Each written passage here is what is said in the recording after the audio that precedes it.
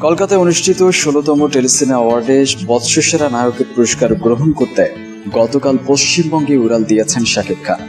আজ সেখানে দেওয়া হবে পুরস্কার। একই অনুষ্ঠানে আজীবন সম্মাননা দেওয়া হবে বাংলাদেশের নায়ক রাজ রাজ্জাক। এছাড়াও সঙ্গীতাঙ্গনে বাংলাদেশ থেকে আইয়ুব বাচ্চু, হাবিব ওয়াহিদ ও কণা এবং চলচ্চিত্র নুসরাত ফারিয়াকে সম্মানিত করা হচ্ছে বলে জানা গেছে। পাশাপাশি কলকাতা থেকে রঞ্জিত মল্লিককে আজীবন সম্মাননায় ভূষিত করা হচ্ছে। এ পুরস্কার প্রাপ্তি প্রসঙ্গে শাকিব খান বলেন, যে কোনো প্রাপ্তি আনন্দের, বিশেষ করে বিদেশিরা যখন বাংলাদেশের কাউকে সম্মানিত করেন এটা আরো বেশি আনন্দের। কারণ দেশের গণ্ডি পেরিয়ে বিদেশেও যে আমাদের শিল্পী সত্তা প্রতিষ্ঠিত হচ্ছে এটা তার উদাহরণ। এই পুরস্কার আমি বাংলাদেশের টোটাল ফিল্ম ইন্ডাস্ট্রি, আমার দর্শক ভক্ত, সর্বোপরি বাংলাদেশের জনগণকে উৎসর্গ করছি। আশা করছি দেশের জন্য আরো বেশি সম্মান বয়ে নিয়ে আসতে পারবো। এদিকে আসছে ঈদে মুক্তি পাচ্ছে শাকিব খানের দুটি ছবি, বুলবুল বিশ্বাসের রাজনীতি ও যৌথ প্রযোজনায় নির্মিত জয়দেব মুখার্জির নবাব। এর মধ্যে সম্প্রতি প্রকাশ পেয়েছে নবাব ছবিতে শাকিব শুভশ্রীর একটি গান। এই গানেই মাত করেছেন দর্শকের। নতুন লুকের শাকিব খানের প্রশংসায় মেতে উঠেছেন দর্শকরা।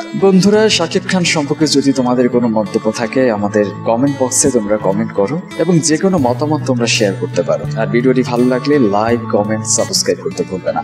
আজকের মতো বিদায় নিচ্ছি, তোমরা ভালো থাকবে।